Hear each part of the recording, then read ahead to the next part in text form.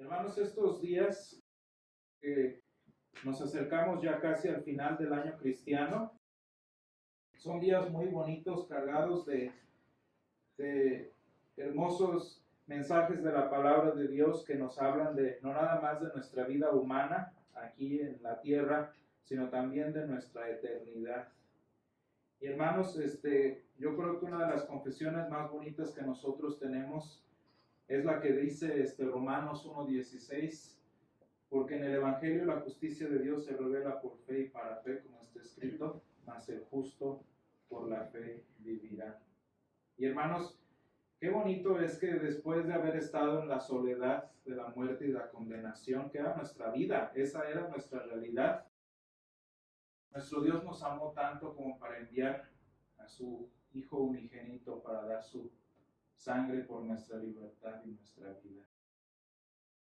Y sí, hermanos, nosotros podemos decir, el Señor me encontró y el Señor me salvó.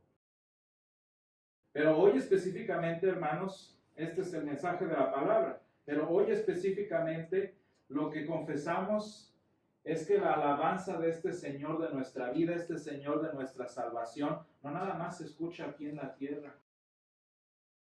No es un canto que nada más nosotros hoy domingo estamos cantando en todos los lugares de la tierra, sino que también es un canto que los santos en gloria están entonando en este momento por la eternidad. Y hermanos, esta comunión que tenemos con ellos es una cosa impresionante que a veces nosotros no nos damos cuenta. Tenemos pistas, claramente, ¿verdad? Todo lo que acabamos de cantar hoy, la liturgia, es más antigua que la Biblia, hermanos, que nosotros tenemos. Sus cantos en los que adoramos al Señor fueron escritos por un hombre que se llamaba Juan Crisóstomo. Y este señor escribió nuestra liturgia hace 1750 años aproximadamente.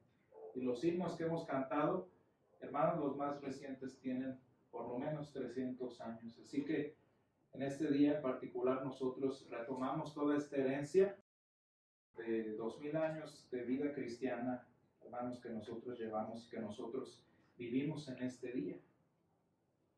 Pero más que eso, hermanos, más que una continuidad histórica, más que simplemente hacer lo que se ha hecho por 1700 años, lo que importa es que el pasaje de hoy, Apocalipsis 5, que es nuestro pasaje, es una hermosa mirada a lo que sucede en la eternidad. ¿Y saben por qué? Porque sin importar la época o el lugar, a toda la iglesia de todos los siglos los une la vida y la salvación que el Señor Jesús conquistó en la cruz. Y no sé si se ha puesto a pensar, hermanos, pero la causa, lo que los hace cantar, el objeto de su canción y el contenido de su adoración es el mismo nuestro, hermanos, en este día.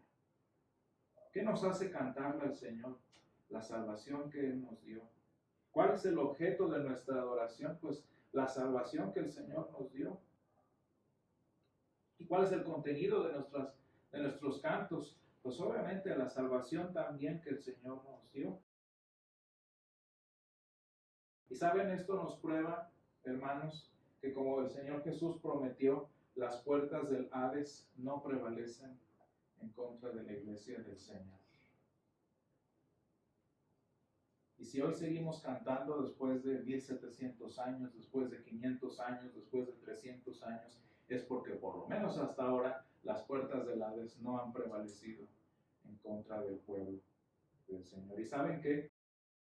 El testimonio sobre la eternidad que nos da San Juan nos dice que nunca lo harán.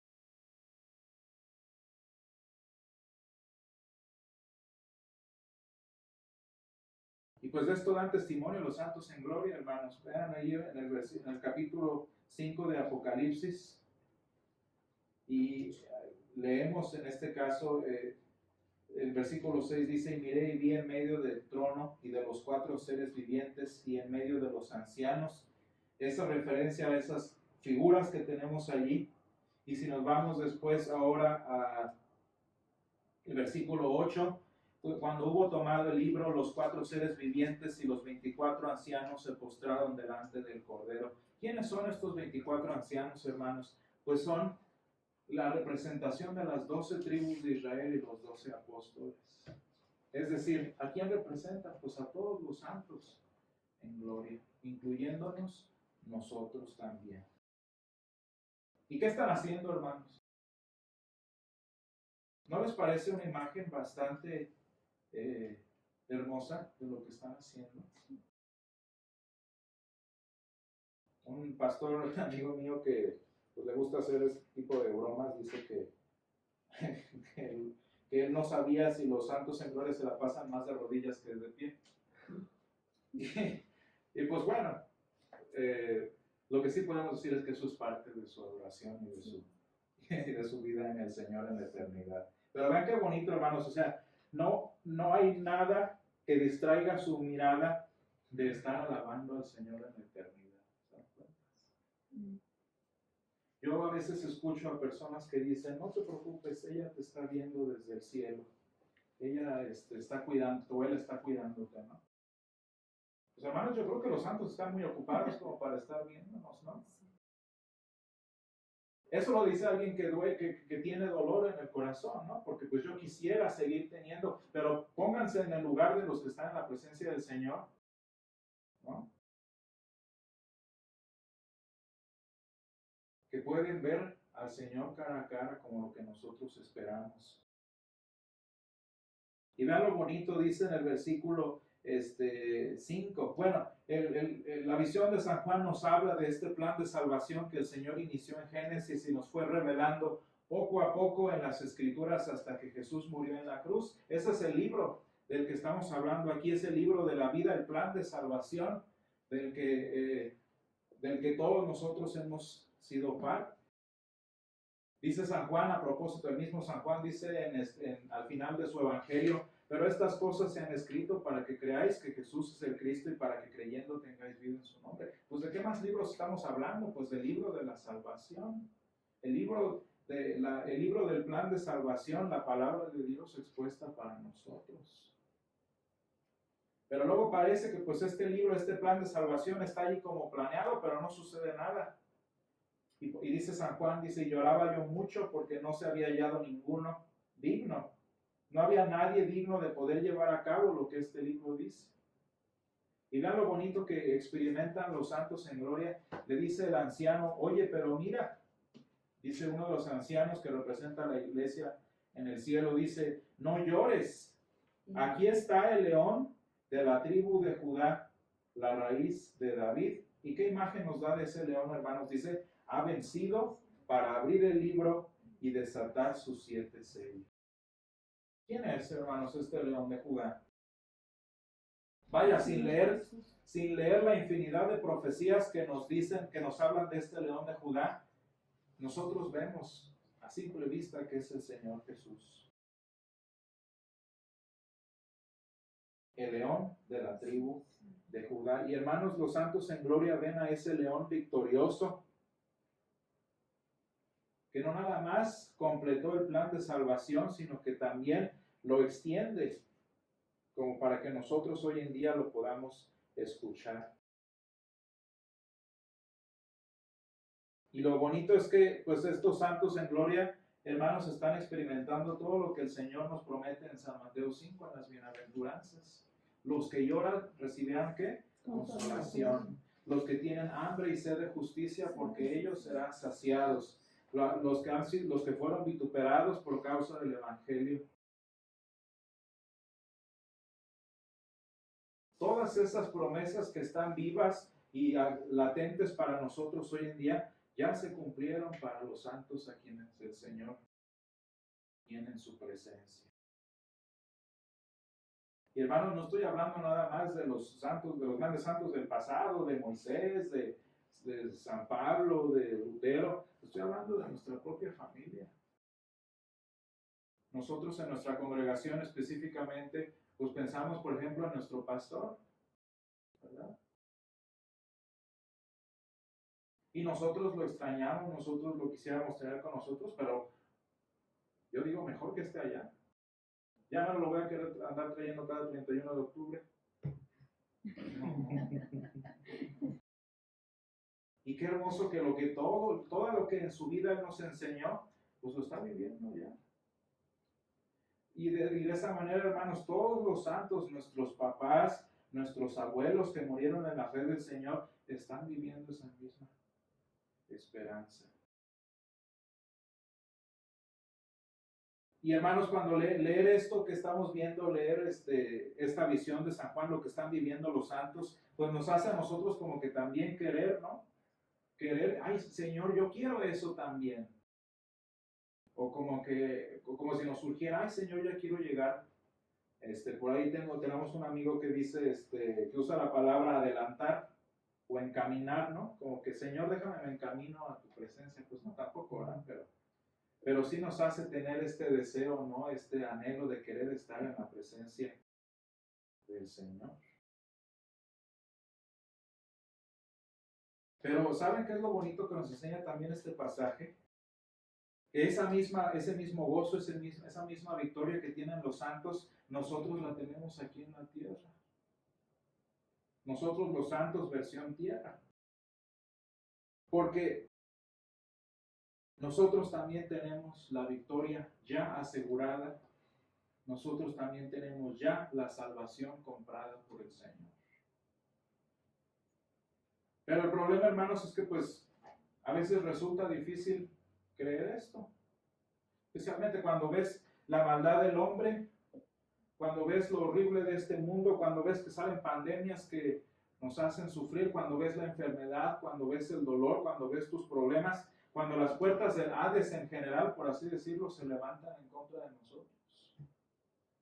Pues obviamente uno ve a los santos todos felices y uno quiere estar como ellos, pero ellos no tienen nada más que nosotros. ¿Se han puesto a pensar en eso? Los santos no son más salvos que nosotros. Los santos en gloria no son más buenos que nosotros, porque nuestra justicia y nuestra salvación viene de quién? Pues viene del mismo Señor. Nada más que pues sí, obviamente, cuando el Hades nos ataca, y el Hades no nada más es el maligno, somos nosotros también.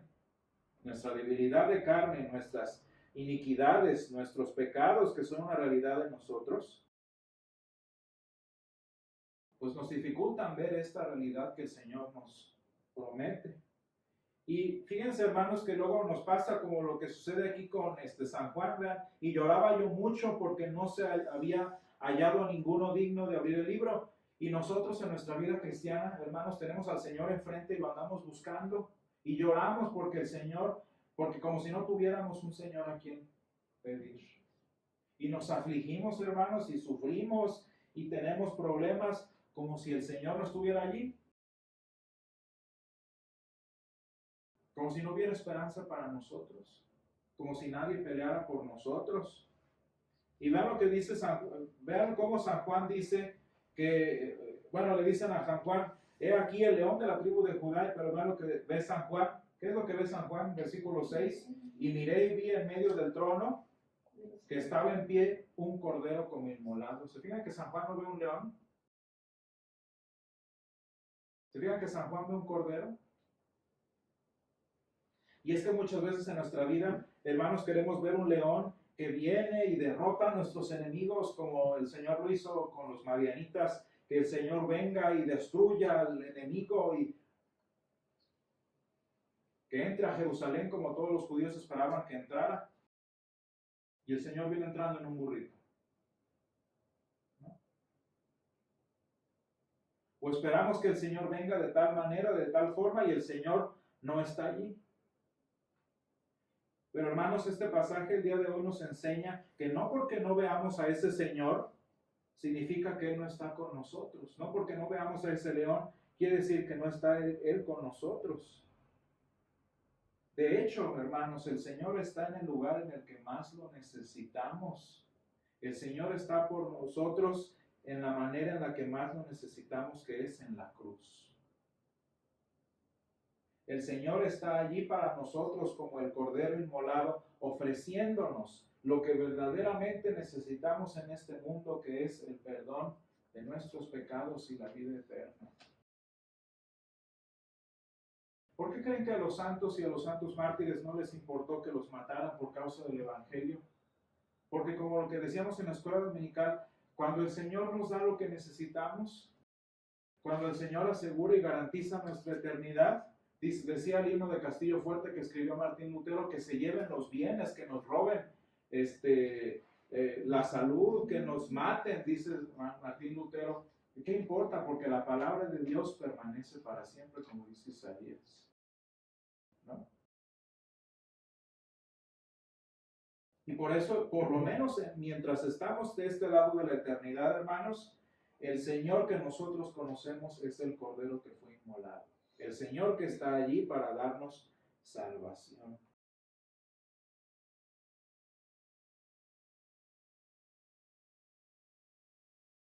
Y hermanos, cuando aprendemos a tener una relación con Dios que se basa en el perdón de pecados, que se basa en esta libertad que el Señor nos promete,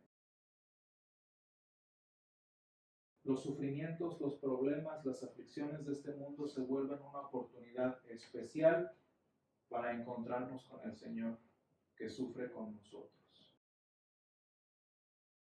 ¿Y saben qué dice Colosenses 3:4? Dice el apóstol San Pablo en Colosenses 3:4 que así como que si nosotros entonces por esta vida habremos de padecer con el Señor y habremos de sufrir con el Señor como Él sufrió en la cruz y nosotros sufrimos en este mundo, si buscamos al Señor en la cruz, si buscamos al Señor en nuestros sufrimientos, dice el apóstol San Pablo, entonces, cuando el Señor nuestra vida se manifieste, nosotros también seremos manifestados con Él en gloria. El apóstol San Pablo nos enseña que pues en esta vida quizás, hermanos, habremos de sufrir y habremos de sufrir los padecimientos como lo hicieron los santos del pasado, hermanos. Pero ¿saben qué es lo bonito de sufrir con el Señor? Que si sufrimos con Él, juntamente con Él también seremos glorificados. Así que, hermanos, vean cómo nuestra canción no es diferente a los de los santos en gloria. Porque nosotros conocemos al Señor que por ahora sufre con nosotros, que por ahora nos puede encontrar en nuestros sufrimientos, que por ahora puede venir a nosotros en nuestros momentos más difíciles. Y de esa manera, hermanos, el Señor también nos llevará con Él a su presencia. Gocémonos, hermanos, y refugiémonos en las aflicciones de su cruz. Gocémonos en el perdón que el Cordero Inmolado nos ofrece. Y solo así, hermanos, podemos esperar con confianza en la victoria de su resurrección.